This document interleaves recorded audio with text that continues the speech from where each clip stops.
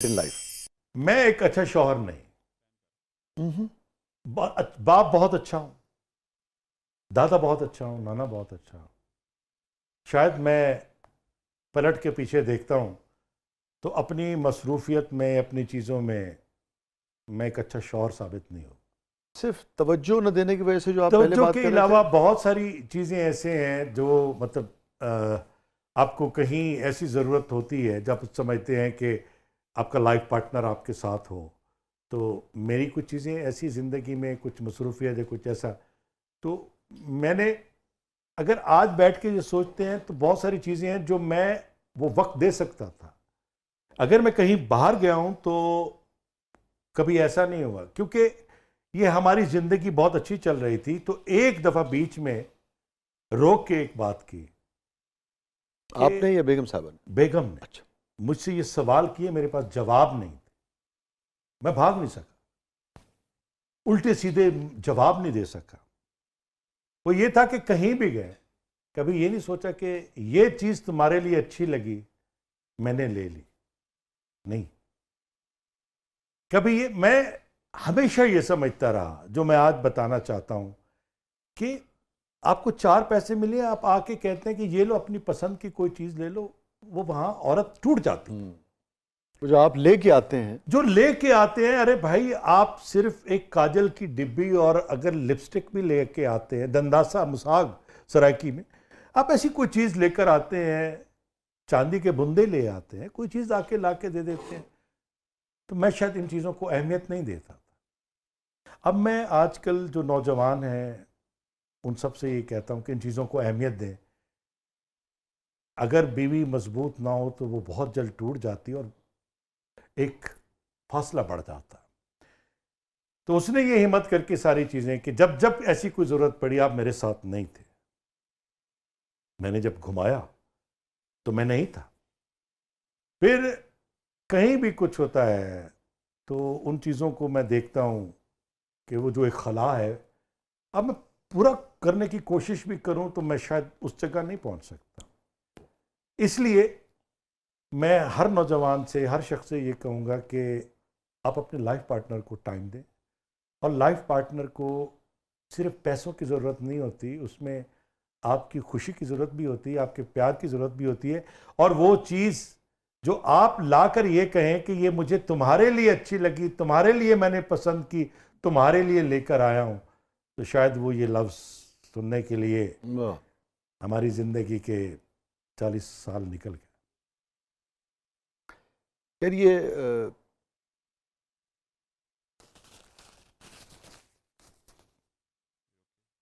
बड़ी गैर मामूली आपने बात की है, और ये इंतहाई अहम बात है कि कैसे माशरे में, जिसके ऊपर पिदरसरी निज़ाम की हम बात करते हैं, पेट्रियार्की की बात करते हैं, जहाँ ये फ़ख्र है कि मर्द जो है वो इजहार नहीं करता, ये फ़ख्र है हमारा कि ये मर्द जो है वो इजहार नहीं करता।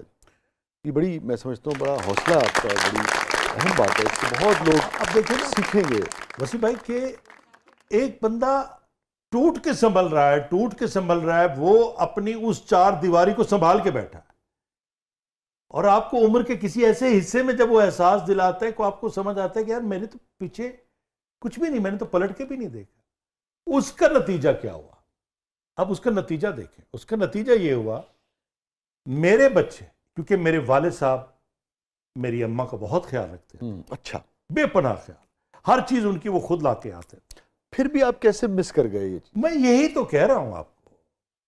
अब मेरे बच्चे जो हैं वो अपने दादा को फॉलो करते हैं, और अब जब भी कोई चीज होती है ना तो मेरे लिए एक जुमला आता है कि वो बीवी के लिए कि ये चीजें हैं। अब वो कोई चीज ले आएंगे कि ये सब चीजें पड़ी हैं, अम्मी आप अपनी पसंद की उठा लें, बीवी से कहेंगे अपनी पसंद की उठा लें, भाभी से कहें अपनी पसंद की उठा लें, भतीजी से कहेंगे अपनी पसंद की चीजें उठा लो, सब उठा ली, तो फिर अपनी बीवी से, अपने बच्चे से कहा ये तुमने लेना। जब ये माहौल मैं देखता हूं तो यार ये तो मैं इनमें कहीं भी नहीं हूं।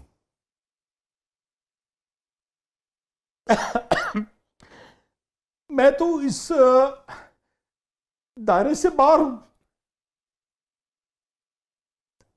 मतलब मेरा इसमें कोई किरदार,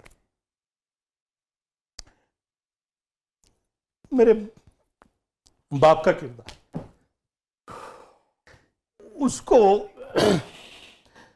उसको देख के मेरे बच्चों ने अपने दादा को फॉलो किया और मुझे बड़ी खुशी होती है। और जब मैं एक आवाज सुनता हूं ना, शुक्र है मेरे बच्चे दादा पे गए, बाप पे नहीं गए। तो ये जो जुमला है, ये बहुत आसानी से गुजर जाता,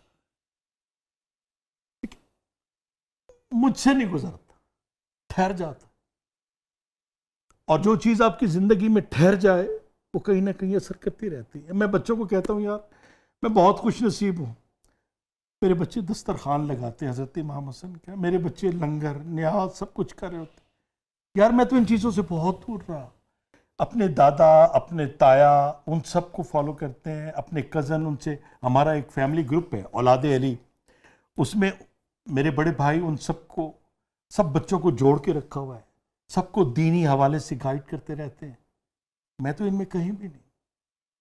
मुझे इसलिए फ़ख्र है अपनी फैमिली पे कि उन सब ने इनको जोड़ दिया। मैं आपको एक छोटी सी बात सुनाता हूँ। मैं अपने बड़े बेटे सैयद अबू तुराब के साथ मैं मस्जिद से निकला ना, तो मस्जिद इमाम मौलाना यूसुफ साहब थे, वो मेरे पीछे, वो शायद कोई बात करते आ रहे थे, तो छोटा बच्चा मेरी उंगली पकड़ के चल रहा था। तो मैं जाते हुए मैंने उनकी बात का जवाब ऐसे जाते हुए देता हुआ गया, मैं जा रहा, तो उसने मेरी उंगली पकड़ के मुझे रोका। उसने जब कहा ना कि अबू मौलवी साहब पीछे टुर के आंदे पे, बस मैं चाह रहा था जमीन फटे में नीचे उतर जाऊं। उफ, आज भी याद आता है कि उस बच्चे ने मुझे रोका, मैं कहां जा रहा था। मुझे ये एहसास क्यों नहीं हुआ कि यार हमारा मस्जिद इमाम हमें दीन समझाने वाला, हमें कुरान समझाने वाला, वो कोई बात करते हुए मेरे पीछे पीछे आ रहा है और मैं लापरवाही से आगे जा रहा हूं, उसकी बात को सुनते हुए ऐसे ही, मतलब पलट के देखा ही नहीं, जवाब देते हुए ऐसे निकल के बेटे ने रोका। तो वसीफ भाई, ये जो चीजें हैं ना, ये अगर जॉइंट फैमिली में आपके दादा, आपके ताया जब बच्चों को देते हैं ना, आप कहीं हार भी जाए, कहीं आप उस दायरे से बाहर भी निकल जाए, तो आपके रिश्ते आपको संभाल लेते हैं। तो मेरा घर जो जुड़ा हुआ है मेरे रिश्तों की वजह से जुड़ा हुआ है, और मैं हर जगह जीरो पे हूं। मैं कहीं उनके साथ बराबरी नहीं कर सकता कहीं भी। मैं एक बात आज पहली बार कहने लगा हूं। आज मेरे बच्चे फोन करते हैं कि अबू हम इंतजार में बैठे हैं, पहले आ जाइए घर। तो मैं कह रहा हूं कि मैंने तो 40 साल पीछे रख दिया सब कुछ। तो आज मेरे बच्चे कहते हैं कि नहीं, ये जो चीजें आपने पीछे छोड़ी हैं, अब तो उनके साथ चल पड़।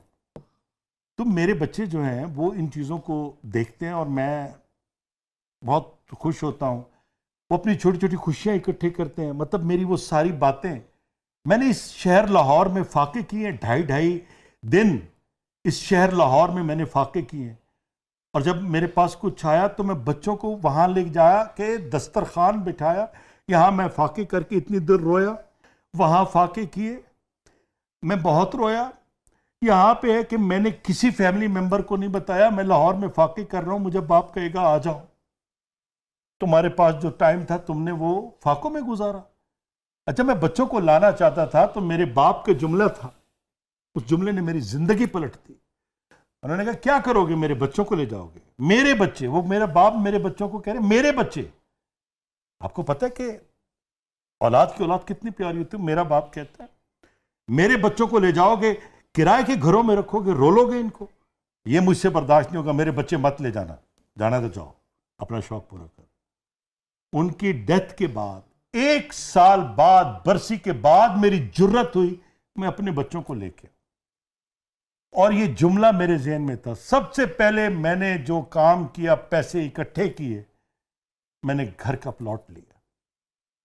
घर का प्लॉट लेने के बाद फिर मैंने आसिफ अली पोता का मैं एहसान मानूं, उनका ड्रामा था। मैंने उनसे बात, मुझे कहने लगे ये 2 ड्रामे हैं। मैंने कहा मुझे कुछ ना दे, लेंटर तो सामान पवा दे। उन्होंने कहा यार ठीक है, नुकसान फायदा एक तरफ, लेंटर का सामान मेरी जिम्मे है।